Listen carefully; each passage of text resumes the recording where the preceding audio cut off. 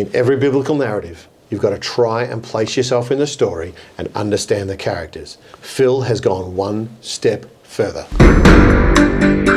Welcome back to episode 2 of Questions with Dr. Phil in the Resilience series. The problem is, of course, that Phil has not shown up. Phil, I'm just getting word. I can hear you. Where are you, mate, exactly? I'm actually in the public jail in the city of Jerusalem. Just wanting to immerse myself in the experience of the apostles. Tell us about what it smells like in there. I'd rather not. We've got some questions coming through from the audience, Phil. Which song will you be using today to break yourself out of prison? I thought I'm trying to teach the apostles oceans. That's great. When I started trying to teach them, were you there when they crucified my Lord? They said yes. I think what we need to do actually is to open the scriptures and see what the story actually says.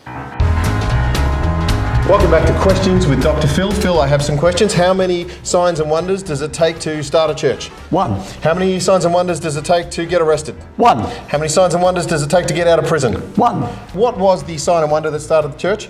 The death and resurrection, of course, the whole life of Jesus, but the death, resurrection, ascension of Jesus. In Acts chapter 3, 4 and part of 5, we see them building up to some boldness. Now we see them actually in boldness. You read that the miracles, signs, wonders were being performed through all the apostles. So when we come to the players in our story, these are... The 12. The 12. Oh yes, because Matthias. Matthias has been added at this point. Matthias is the new player on the team. He's the star recruit. And they're preaching.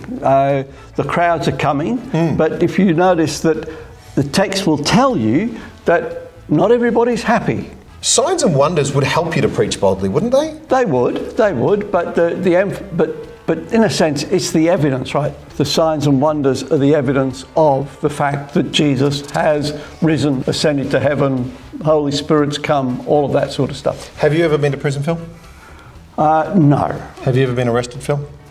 No. That was a very slow answer, Phil. Well, I once, as a child, had my name recorded in a book by a policeman. Acts chapter 5, verse 17, the high priest rises up and he's filled with...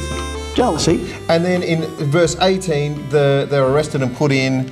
The city jail, not that. This is down the road from the temple. So just down the road, so it wasn't too inconvenient for them. That's great. They can still pop out for a coffee.